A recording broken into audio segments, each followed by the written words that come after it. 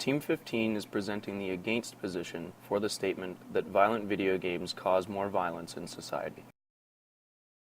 Statistics show that violent crime has been continually decreasing despite the significant increase in quantity and popularity of violent video games. According to Dr. Craig A. Anderson, author of Violent Video Game Effects on Children and Adolescents, video game violence is not the primary contributor to societal violence, as there are many other factors at play.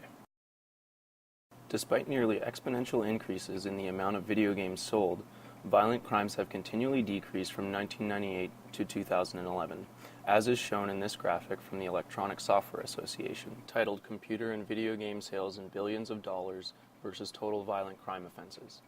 The green line indicates total violent crime offenses in millions, while the gray bars in the background indicate computer and video game sales in billions of dollars.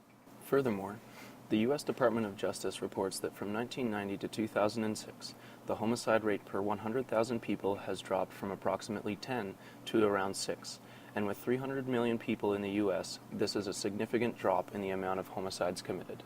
Not only has the homicide rate declined, but since 1994, the arrest rate for any violent crimes among juveniles has been steadily decreasing, and this is not because police are getting worse at their jobs. It is not true that more than 3,500 research studies have examined the association between media violence and violent behavior, and all but 18 have shown a positive relationship, as claimed by the American Academy of Pediatrics. In fact, there are fewer than 200 empirical studies that try to measure the effects of violent media, and many of these studies have ambiguous results. Henry Jenkins, former co-director of the MIT Comparative Media Studies program, has been quoted as saying that the rate of juvenile violent crime in the United States is at a 30-year low. He has also said, the overwhelming majority of kids who play do not commit antisocial acts. According to a 2001 U.S. Surgeon General's report, the strongest risk factors for school shootings centered on mental stability and the quality of home life, not media exposure. He also claims the moral panic over violent video games is doubly harmful. It misdirects energy away from eliminating the actual causes of youth violence and allows problems to continue to fester. He has also pointed out that 62% of console gamers and 66% of PC gamers are age 18 or older, and that the game industry caters to adult tastes. Many statistics, as reported by the Electronic Software Association, also support these claims. Lawrence Kuttner and Cheryl K. Olson, authors of Grand Theft Childhood, said, "For most kids and most parents, the bottom line results of our research can be summed up in a single word: relax. While concerns about the effects of violent video games are understandable, they're basically no different from the unfounded concerns previous generations had about the new media of their day."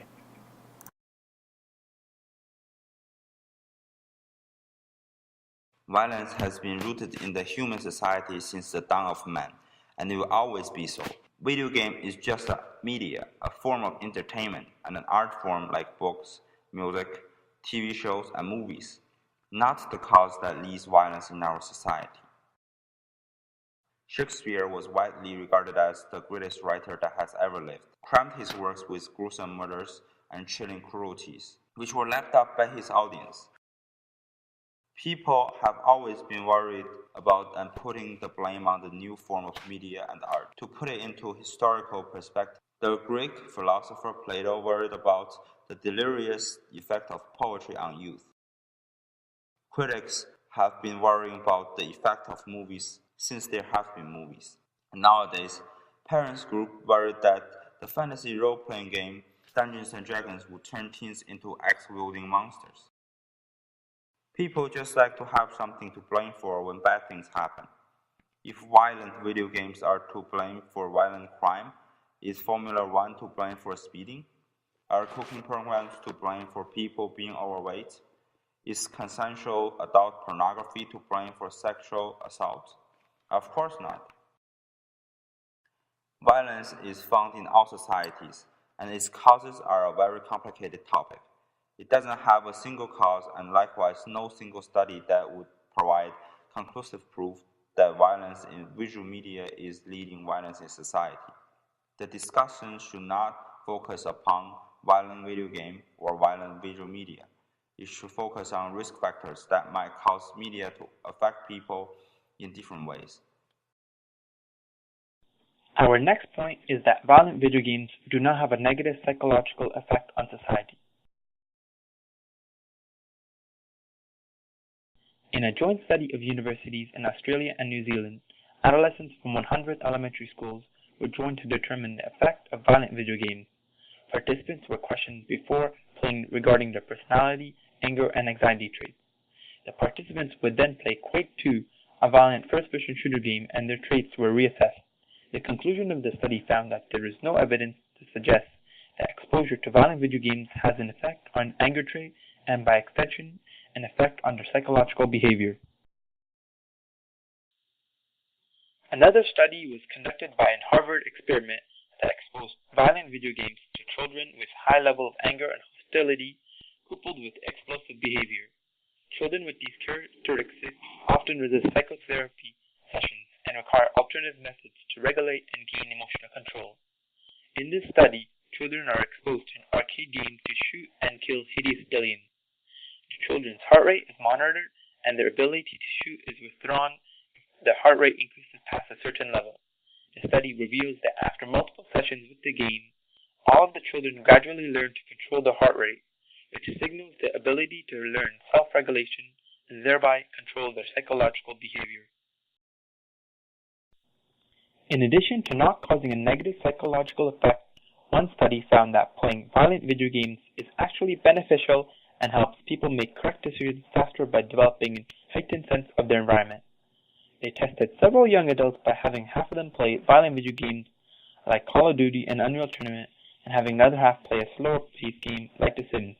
The participants were then given a test to judge their quick decision-making skills, and they found the people who played the fast-paced violent video games responded faster with the same accuracy as the people who played the slower games. Since decision-making is based on people gathering data from their surroundings, violent action video game players are more efficient at collecting visual and auditory information and making decisions faster while being just as accurate. As shown by these studies, violent video games do not have a negative psychological effect on society. A person's personality is made from many experiences, and playing video games is just one form of entertainment that people pursue. It does not negatively affect or influence a person's actions.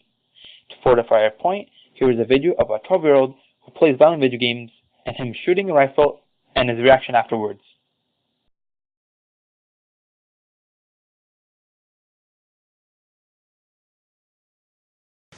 And now, the moment of truth.